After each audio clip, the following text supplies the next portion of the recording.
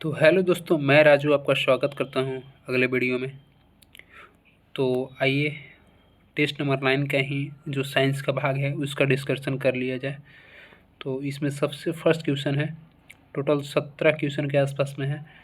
तो करते हैं। सबसे पहला क्वेश्चन है कि जब तार की लंबाई, ध्यान दीजिएगा, दोगुनी कर देते हैं तो एमीटर का पाठ्यक्रम पर क्या प्रभाव करता है। जब तार की लंबाई अगर दोगुनी कर देते हैं तो एमीटर पर पाठ्यक्रम यानी उसमें क्या दर्शाता है। ठीक, तो इसमें क्या होगा, इसका सही आंसर अगर आप लोग बता सकते हैं तो बताइए। तो उसमें क्या होगा, आधा हो जाएगा। अगर बताया जाए तो यदि तार की लंबाई दोगुनी कर दी जाए तो तार का प्रतिरोध भी दोगुना हो जाता है। क्या हो जाता है, रेसिस्टेंस यानी प्रतिरोध भी दोगुना हो जाता है। ठीक, इसलिए करंट घटकर आधा हो जाता है। करंट घटकर क्या हो जाता है, आधा हो जाता है। इसीलिए देखिए, एक पोल से दूसरे पोल पर अगर तार ले जाया जाता है तो बीच में डिस्टेंस लगाकर, बहुत ज़्यादा डिस्टेंस नहीं होता है। ठीक, और थोड़ा सा अगर आप लोग बता सकते हैं तो करंट का ऐसा यूनिट बता सकते हैं तो बताइए। करंट का ऐसा यूनिट क्या होगा, तो एम्पियर होगा इसका ऐसा यूनिट, एम्पियर। चलिए अगला क्वेश्चन आप लोग के साथ कि निम्नलिखित में से कौन सा अजैव घटक का उदाहरण नहीं है। ध्यान दिए, कौन सा अजैव घटक का उदाहरण नहीं है। अजैव घटक, जैव नहीं पूछा, अजैव घटक पूछा है। तो आइए इसका ऑप्शन लेते हैं।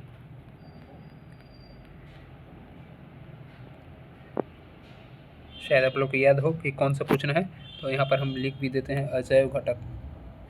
अजैव घटक घटक तो चलिए बताइए इसमें कौन सा होगा। पहला कह रहा है कि ताप, वर्षा और जलवायु अजैव घटक, मृदा, खनिज, पौधे और जानवर और सूक्ष्म जीव। तो इसमें अजैव घटक को आप लोग बताइए। तो इसमें अजैव घटक हो जाएगा कौन सा, तो इसमें अजैव घटक होगा पौधा, जानवर और सूक्ष्म जीव। अब ये कैसे हुआ, तो थोड़ा सा बता दें आप लोग को। अजैव कारक जैसे कि पानी, मिट्टी और वायुमंडल, परिस्थिति, जो पारिस्थितिक तंत्र यानी इकोसिस्टम के गैर जैविक घटक है। जबकि जैविक कारक जैसे कि पेड़ पौधे, जानवर और बैक्टीरिया पारिस्थितिक तंत्र के भीतर जीवित जीव हैं। ठीक, तो इसको समझ लिए होंगे आप लोग। अगला क्वेश्चन आप लोग को बताएं।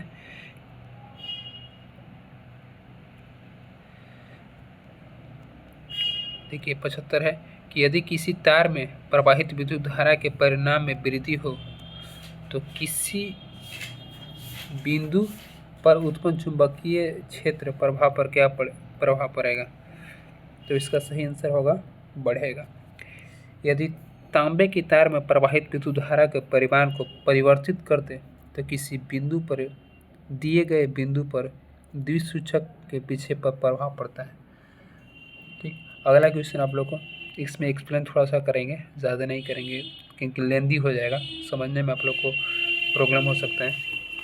अगला क्वेश्चन आप लोग के सामने है कि हमारे शरीर के किन अंगों के द्वारा चुंबकीय क्षेत्र उत्पन्न किए जाते हैं। बताइए, हमारे शरीर में भी चुंबकीय क्षेत्र उत्पन्न होते हैं।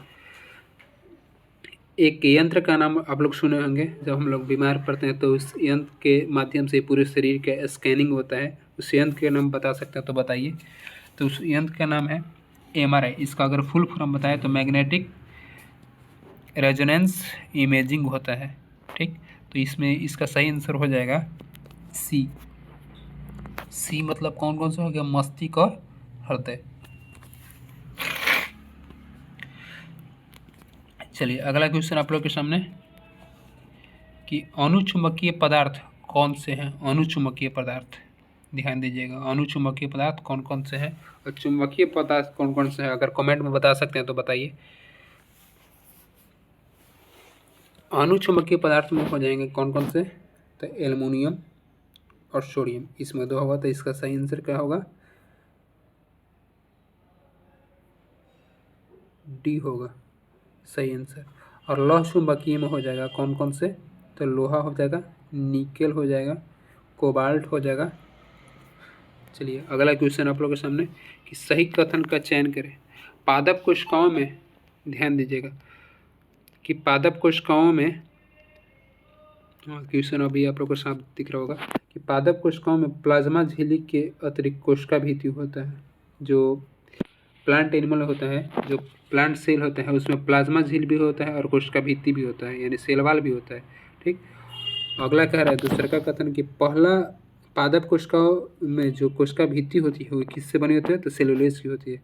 आगे कह रहा है कि सेलुलोज एक जटिल पदार्थ है और यह जंतुओं के संरचनात्मक दृढ़ता पर प्रदान करती है।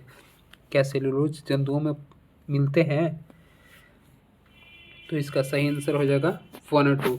भाई सेलुलोज तो हमारे अंदर पाए ही नहीं जाते। हम लोग जो हमारे शरीर, यहाँ पर ध्यान दीजिएगा, कह रहा है कि यह जंतुओं में, तो जंतु मतलब कौन हो गया, हम लोग क्या हो गए, जंतु हो गए। ठीक, जीव जंतु में सेलुलोज पाया जाता है? नहीं, सेलुलोज नहीं पाया जाता है। सेलुलोज किस में पाया जाता है, तो प्लांट में पाया जाता है। किस में? प्लांट में पाया जाता है। चलिए अगला क्वेश्चन आप लोग के सामने कि निम्नलिखित में से तने की परिधि या मूल से वृद्धि का कौन सा कारण होगा? तने से परिधि या मूल से वृद्धि, जो मूल से यानी अगर कहा जाए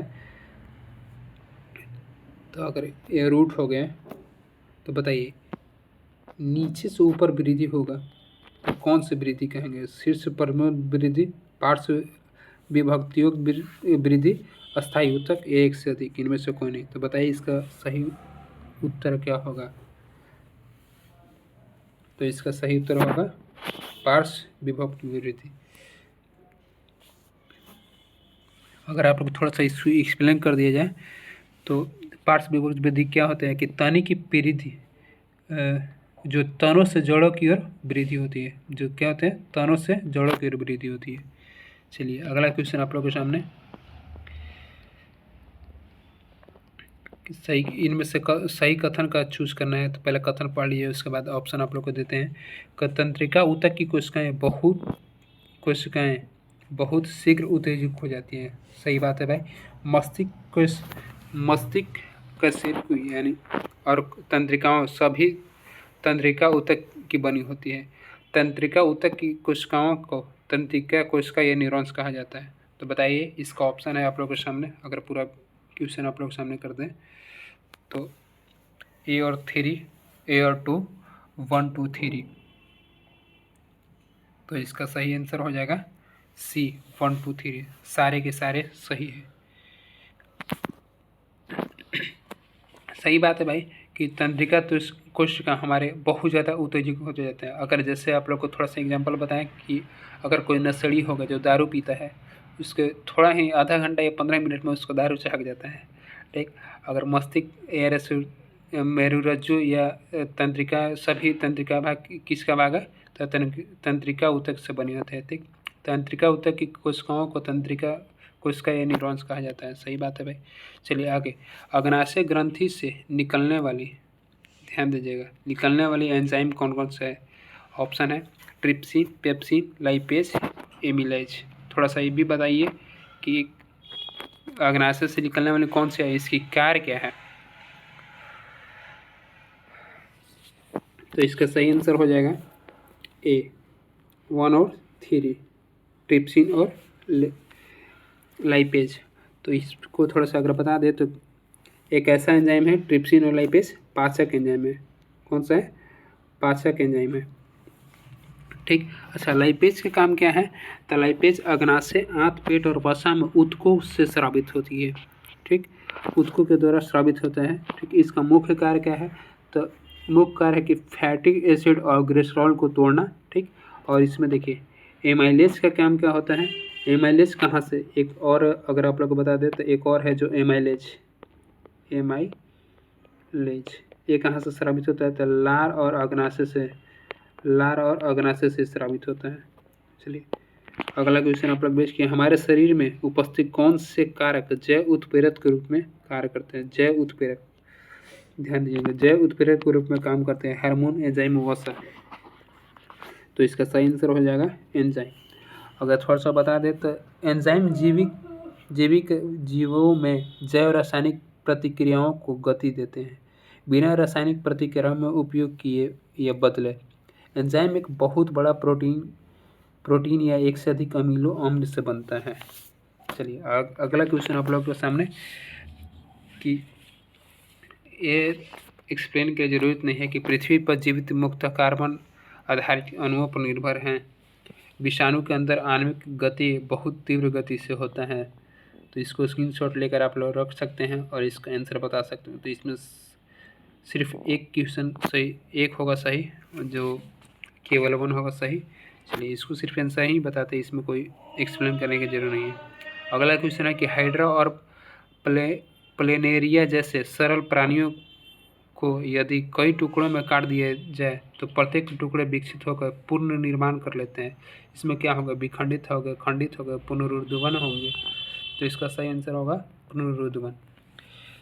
पुनरुत्थान का मतलब है कि अगर इसको मानते हैं कि कोई जीव है, अगर इसको हम यहाँ पर बीच में से काट लिए, यहाँ से काट दिए, तो ये जो अलग अलग जीव बनेगा ये नए जाति यानी नए जीव या अपने आप को नए रूप में परिवर्तित कर लेगा। चलिए अगला क्वेश्चन आप लोग के बीच 85 नंबर कि किसके कारण परमाणु का एक अवशेषित क्रिसमस केक किसके द्वारा परमाणु का एक अवशेषित क्रिसमस केक एवं तरबूजा के रूप में प्रस्तुत करने वाले परमाणु सिद्धांत को समझाया गया था। ऑप्शन है नील्स बोर, डाल्टन, थॉमसन। तो इसका सही आंसर बताइए आप लोग। थॉमसन के द्वारा बताया गया था। ठीक, और थोड़ा सा बता दें कि इन्होंने जो तरबूजा में है उनके जो लाल वाले भाग है, जो खाने वाला भाग है, उनको परमाणु के धन आवेश माना था, और जो छोटे छोटे जो बिच्छे होते हैं उसको इलेक्ट्रॉन माने थे। ठीक, चलिए इनका जो परमाणु सिद्धांत था वो असफल रहा था, और जाकर लास्ट में डाल्टन का परमाणु सिद्धांत जो सफल हुआ और नील्स बोर का हुआ। अगला क्वेश्चन है कि समस्थानिकों के संबंध में निम्न में से कौन सी सही है। इसके भौतिक गुणों के समान होते हैं, इसके रासायनिक गुण समान होते हैं, तत्व और प्रत्येक समस्थानिक शुद्ध पदार्थ होते हैं। तो इसमें सही आंसर हो जाएगा सी, 2 और 3। देखिए इसके भौतिक गुण कभी समान नहीं होते, इसके रासायनिक गुण समान हो सकते हैं और समस्थानिक शुद्ध पदार्थ हो सकता है। अगर एक एग्जाम्पल आप लोग के सामने दे समस्थानिक का, तो हाइड्रोजन के 3 समस्थानिक होते हैं, प्रोटियन, ड्यूटेरियम और टाइटेनियम। ठीक, अगला क्वेश्चन आप लोग के सामने, किसी तत्व की संयोजकता उसकी संयोग करने की क्षमता है हाइड्रोजन परमाणुओं की उस संख्या द्वारा व्यक्त करने की जाने वाली जिसे तत्व के परमाणु एक संयोग करता है। तो इसमें बताइए क्या है। तो इसका सही आंसर हो जाए एक से अधिक, डी। इसमें एक्सप्लेन की ज़रूरत नहीं है। निम्नलिखित में से कौन बहुपरमाणिक है, बता सकते हैं कि किस में सबसे ज़्यादा बहुपरमाणिक है। तो साफ है, अगर जिसके एटॉमिक नंबर याद होगा वो बता सकता है कि ऑक्सीजन का एटॉमिक नंबर क्या होता है, तो 8 होता है। नाइट्रोजन का क्या होता है, तो 7 होता है। सल्फर क्या होता है, सल्फर का 16। तो सबसे ज़्यादा परमाणु एटॉमिक नंबर किसका था, सल्फर था, तो इसीलिए सबसे ज़्यादा वो होगा। चलिए अगला क्वेश्चन है आप लोग के बीच कि निश्चित अनुपात के नियम के अनुसार, तो इसे आप लोग देख लीजिएगा स्क्रीनशॉट या वीडियो रोक कर। इसमें सिर्फ आंसर बता देते हैं। इसका सही आंसर होगा सी। आगे है सबसे लास्ट क्वेश्चन है कि डीएनए का कौन सा भाग जो प्रोटीन संश्लेषण के लिए सूचित करता है। तो इसका आंसर हो जाएगा जीन। डीएनए का कौन सा भाग जो प्रोटीन संश्लेषण को सूचित करता है भाई, तो जीन कहलाता है। चलिए आज के लिए इतना ही। साइंस हो गया, मॉडर्न हो गया आप लोग को। और ज़्यादा से ज़्यादा अपने वीडियो को शेयर करें और धीरे धीरे वीडियो में सुधार लाते रहेंगे। कुछ गलती हमसे होती है या कुछ गलती बताने में, तो करते करते अभ्यास हो जाएगा।